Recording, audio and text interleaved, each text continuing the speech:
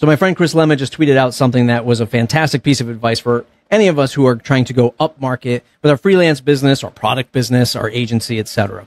And as somebody who ran an agency for a decade, a lot of these things bring back some pretty clear and vivid memories. Let's dive right in. Step number 1. Decisions take longer. There are often more people in the decision tree than before. It's not about convincing a single person to sign a deal, so expect deals to take longer. Absolutely.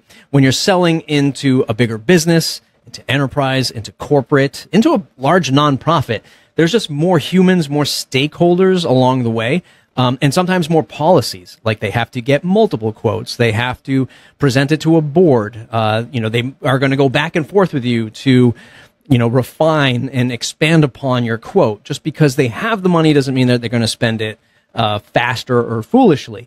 Sometimes the smaller amount of money you're trying to charge is you're going to make it take even longer because they're going to try to figure out why you're not as expensive as, big brand agency.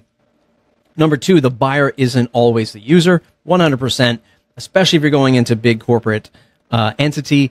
You have a procurement team. You might have a legal team, an IT team who's sort of vetting your security policies or, how you code and what kind of code you're using, et cetera, what your deployment process is. So it's not always the buyer. The procurement team might knock on your door because they had a request from a marketing team. Marketing team wants a new blog, but we don't let the marketing team go out and buy it because the procurement team are the Jedi masters of negotiation to bring maybe the price point down or the terms down for advantage of the corporation. No one wants to be you, the expert. This is good news for you. You can be the expert, but also know that you're not trying to turn them into the expert. This is a fantastic piece of advice because this is undervalued so much. Many of us coming up in the WordPress space, even if you're not a developer, you're probably much more techie than the average big business worker on the marketing team, let's say. You're super into WordPress, you love open source, you love plugins, you love how you can stitch all of these things together, but you're the expert. You don't need to put all of that weight, all of that cognitive load and technical jargon on the buyer. Again, especially if it's not the end user of the purchasing decision, but certainly the marketing team. Sometimes they just want to know that you can solve their pain effectively, efficiently, within the realm of the budget. So definitely some great advice there. Number 4 sort of goes hand in hand with this. Be prepared to explain yourself. As much as it's good news that no one else wants to be the expert, don't take offense when somebody asks you to explain yourself. Very detailed proposals. This is why going up market can sometimes be a burden for those of us who haven't experienced it yet, because you're just going to need to take more time, talk to more people, expand upon points, have more documentation, have a presentation, have a walkthrough, have examples. A lot of this stuff is going to be painful at first. The good news is you're sort of filling that, you're backfilling that, building up this sort of portfolio or presentation for the next big client that you land. Again, piggybacking off of that, just justify your approach with data. As you move up market, people won't just take your word for it because of your expertise. They have to justify their moves within their own org. Nobody got fired from hiring IBM 50 years ago.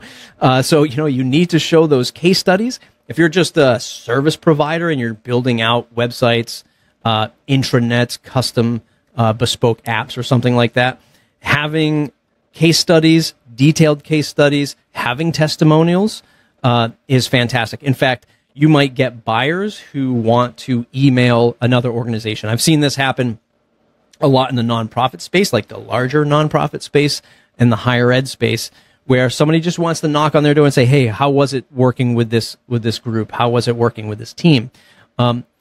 Reserve that for your sort of sales negotiation tactics. Hey, let's sort of get to a point, let's compromise and get to a place where we both feel comfortable with this price and this project, and then I'll sort of burn that social capital with my past customers, because you can't be doing this for every lead that comes in, testimonials that is, or one-on-one connection. So definitely use it to your advantage. Number 6, build plans with incremental bets. Instead of presenting a big project for big dollars, learn to craft your offers in successive iterations so that customers grow their investment over time. It's all about risk mitigation. Yeah. Again, we can get caught up in building out these massive projects for people and doing all of this stuff for the sake of it. Or you might be worried. You might be worried that, boy, I could never charge 10 times more for this marketing site that I would charge a small business client. So I must add all this stuff on top of it. You don't need to do that. Really go at, your own pace, what you can do. Don't overpromise. The last thing you want is to have your back up against the wall building out something way too technical. Don't just get stuck in the advisor role. It sounds fun to be able to just give advice, to be the strategy person, and expect them to run off and implement. Did you log into the site and fill out your content? Can you go and set up a site map inside of WordPress for me? Just go in and add your users to the WordPress dashboard. It's very easy to do that. These are things that you can get stuck in and look like bad customer service when you're in a project. So you just need to account for that time where you're leading the project management side of it. You can't just sell them that website and expect them to just fill out the content because they've done it before. You need to allocate that time. You need to understand who it is that you're talking to, what their competencies are, what kind of project are you building, but certainly work in the time to have those milestones, to have those check-ins, and schedule that time and charge for it, which is the most important part. Number 8, piggybacks off of that a little bit. Plan to train internal folks 100%. This is one of the key objectives to selling into an enterprise is support, education, onboarding. A lot of this stuff doesn't happen without getting everyone in the room, getting everyone on a Zoom call, and teaching them step by step. And not only at that point, but this is an opportunity for you to sell, I hate to say extended service or a longer term support package. But you shouldn't just launch this new site into this unknown territory with this team without giving them some backing. Even if they deny it, this is even better for you. So if you said, hey, look, I'll support your team of 20 marketers for $100,000 a year, paid quarterly. I support you. Ask any questions, free demos, et cetera, et cetera. I mean, you can come up with that. But the idea is that you've offered it so that they realize that there is some backing here. And even if it's not part of the budget, they know what they're trading out. They know that they might not get this support from you when they might expect it without you presenting it. Number 9, plan to work with internal tools. I can tell you that this is super common. Like in singles SSO, right? Like setting up a WordPress website in a corporation, make sure that it works with their security systems, with their VPNs, with their single sign-ons, with their Active Directory database, with their analytics of choice.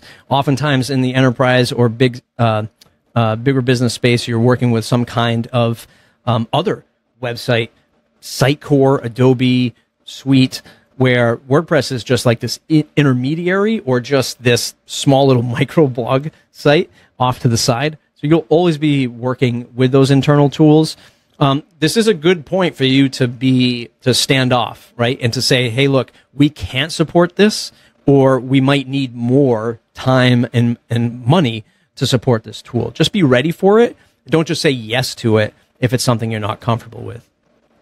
And lastly, number 10, articulate your progress consistently. Most folks aren't good at this. Developing this habit will do more work for your business growth.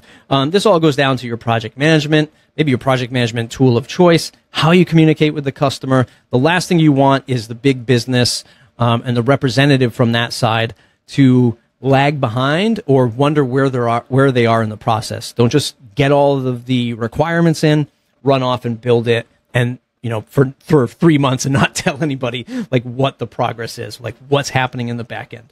So super important to stay connected with the customer and keep the lines of communication open as best as possible. Thanks, Chris, for the tweet thread. If you're not following Chris already, check out at Chris Lema on Twitter, x.com, whatever this social media site is. If you like today's video, thumbs up, subscribe to the channel.